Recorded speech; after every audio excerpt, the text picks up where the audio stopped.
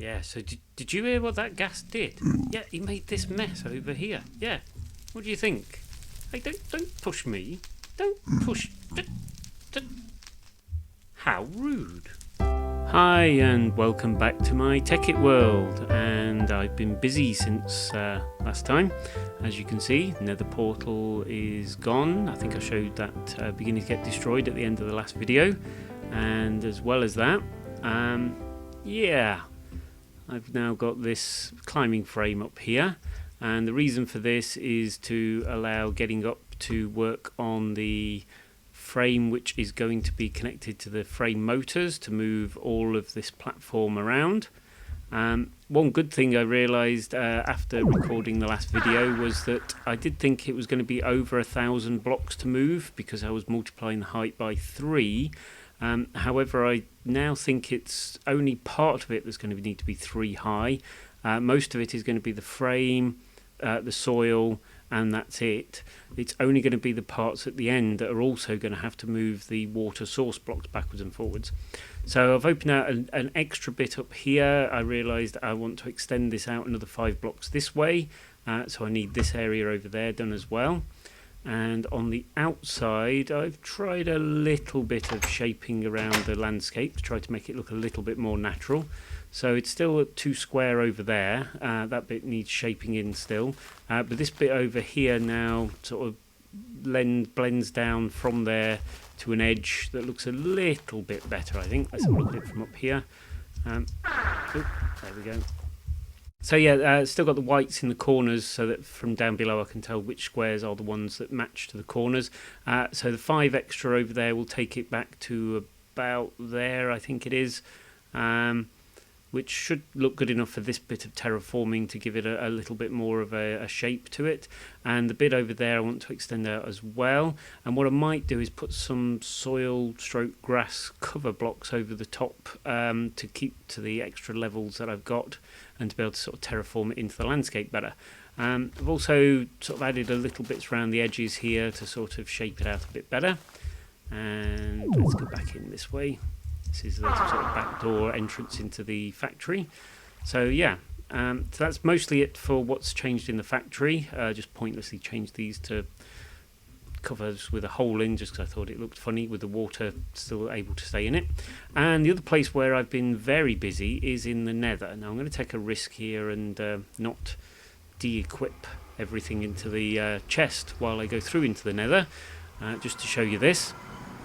So I had heard that blaze spawners or blazes form quite good XP farms, and I did find that blaze spawner which I showed on an earlier video.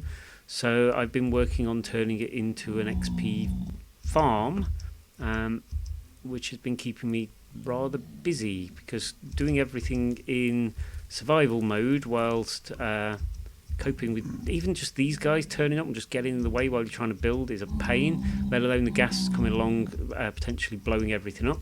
So what I've had to do, well, you'll see when I get there. It's going to take a few minutes just to run through. Well, you can see straight away these bits are extra. This is a sort of staging post on the way to the Blaze XP farm, just in case I needed to escape some ghasts. I've got a little bit of a shelter. Also forms more of a solid bridge over this area, which used to be prone to being blown up. And as we get closer, you can probably begin to see in a moment, any minute over there, yeah, you can start to see the blocks appearing for what's been built around the blaze spawner. So it's now looking rather brighter than the nether bricks because it's oh, I haven't got me yes, I'll get to cover before I talk. Yeah, I hear a ghast nearby, so I want to get back under cover. Oh, actually, this isn't even the XP farm. Yeah, let me just get my that ready. I want that ready in case the ghasts arrive. So yeah, this is still the entrance into where I've put the blaze rod spawner XP farmer, which is here. So all of this is a framework to protect the area with a few little viewing ports so I can see if the ghasts are around where they are. And the XP spawner, the blaze spawner is one block below that, and these are all here to keep it bright enough, and also the blocks are there to also prevent them spawning. And down below here is, you can see, there's the spawner, and this is all now ready to start building the XP farm in. Now I'm getting this from somebody's YouTube channel, and I can't remember exactly whose it is, but I will include a link in the video at this point, which shows a video of how to build this in creative mode, admittedly, and I've taken that idea blatantly from them. So the gist will be, there'll be 2 levels dropping down, with an area for the blazes to spawn in, which gets narrower at each point, with sticky pistons to push them down into a lower and lower area till they get to the bottom, where some pistons come in to suffocate them, to get them down to within roughly a heart or so of being destroyed, and then you just stand there and just hit a button and reset it, ready for the next lot of blazes to fall into.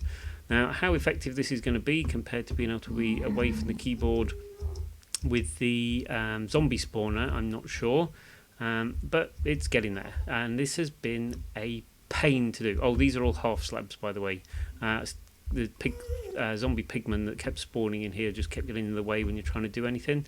So yeah, this is now half slabs to prevent that, which makes getting out a slight pain. Now I can hear a ghast out there somewhere, but I'm just going to ignore them. Just leg it. Oops, missed. Where did he hit? Where did he hit? Oops, where is he? Where's the ghast? Lost him. Okay, let's ignore him. That's mostly it though now for this update. The only other thing is to note, I have been doing a little bit more XP farming with the zombie spawner, and enough to improve the armour that I've got back to what I'd like it to be. So where's this ghast? Can't see him. I'm going to take a gamble. Right, so the armour I've got now is respiration 3, which is great for underwater breathing. I realised the other one I'd got, I think, was aqua affinity, which allows you to mine quickly underwater. It isn't about breathing underwater. Now I've got a protection 4 chest plate, which is very nice, fire protection 4 leggings, and projectile protection 4 and feather falling 4 boots. So all in all, pretty good. Yeah. Anyway, that's it for now. I'm just going to fly back here. It seems that I'm not getting the damage when landing from flying in the Nether. Now, that may be famous last words. I've been trying to avoid it just in case. But yeah, see, no damage. So I can fly around relatively quickly compared to the walking speed.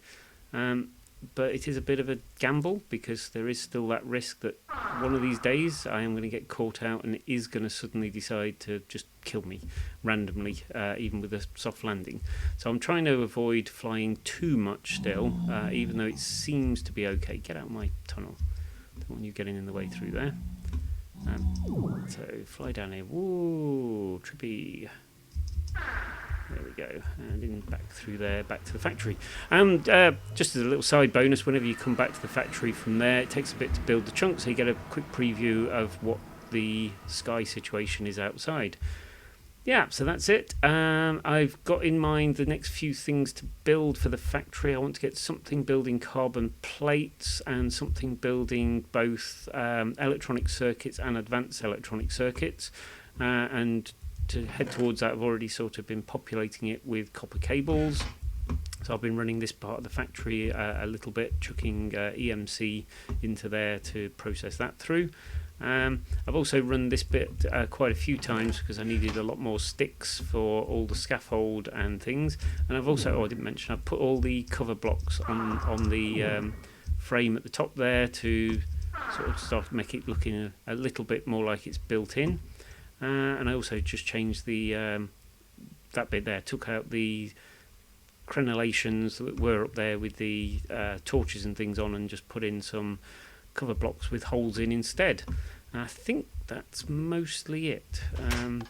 Don't think anything else has really changed. You can really just see how long it's been in between videos by the amount of red matter that's accumulated. I did also do a tiny bit of mining, went down there, and you can see how many times I've been trying to do enchantments to get things, yeah, with various degrees of success. But yeah, that's it for now. I suppose the next thing will be either reporting back on the success or otherwise of the blaze spawner, and also an update to the factory builds. And at some point I do want to go back to the other world, the more creative world. Not been back there for a long while now. I want to update that version to the 1.4.4 Minecraft and start using some of the extra bits and pieces that's in there.